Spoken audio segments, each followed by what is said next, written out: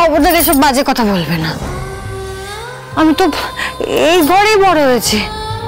তুমি আমাকে ছোট থেকে বড় করলে এখানে কোলে পিঠে করে।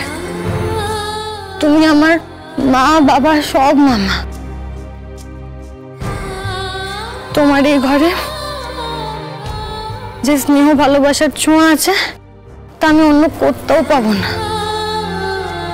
তোমার এই ঘরে তোমার এই ছোঁয়ায় যে আন্তরিকতা আছে, যে প্রাণের ভালো লাগা আছে, সেটা আমি অন্য কোথাও পাবো না মামা। তোমার এই ঘরে না আমি খুব শান্তি পাই, প্রাণ খুলে বাঁচতে পারি এখানে।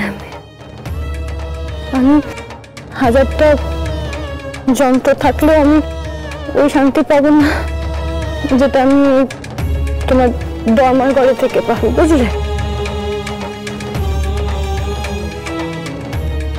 আচ্ছা মামা, ওগুলো তুমি কি এনেছো গো?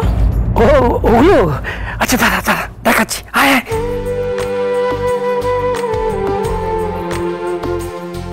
কাল তো তুই শ্বশুর বাড়ি চলে যাবি।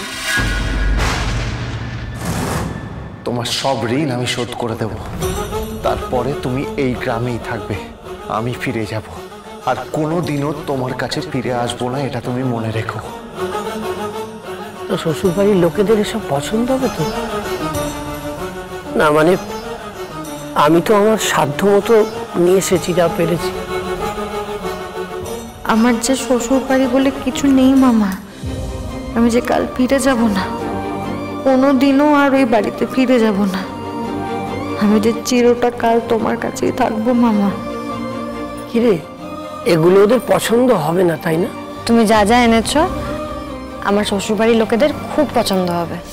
থাক থাক বাবা, আমি তো খুব দুশ্চিন্তায় ছিলাম পছন্দ হবে কিনা। ওরা কত বড় মানুষ। মামা, উপহার শুধু দামের নয়, যে দিচ্ছে তার আন্তরিকতায়। তুমি মন থেকে ওদের জন্য এতগুলো জিনিস এনেছো, ওদের খুব ভালো লাগবে। দেখো, যা যা যা, তুই ঘরে গিয়ে শুয়ে পড়তো, আমি ততক্ষণ জিনিসপত্রগুলো গুছিয়ে ফেলি। তুমি আমাকে তাড়ি দিতে চাইছো তো মামা? ছি মা, ও কথা কেন বলছিস মা? তাহলে তুমি খালি বলছো কেন শুয়ে পড় শুয়ে পড়, যা যা ঘরে যা। কতদিন তোমার কাছে বসিনি বলো তো? কতদিন তোমার হাতে তেল মালিশ খাইনি? ও মামা, মামা আমার কাছে একটু তেল মালিশ করে দাও না। ওরে তেল মালিশ খেতে খেতে তুই তো ঘুমিয়েই পড়বি, তখন ঘরে যাবি না। না, আমি কোনো কথা শুনবো না। এসো এসো এসো, এখানে বসো তুমি। আচ্ছা বসো, আমি গিয়ে তেলটা নিয়ে আসি। হ্যাঁ, ও ঘরে যেতে চাই না বলেই তো এত বাহানা করছি মামা। তুমি আশেপাশে থাকলে 27 মে থেকে নতুন সময় প্রতিদিন বিকেল 5:30টায় স্টার জলসায়।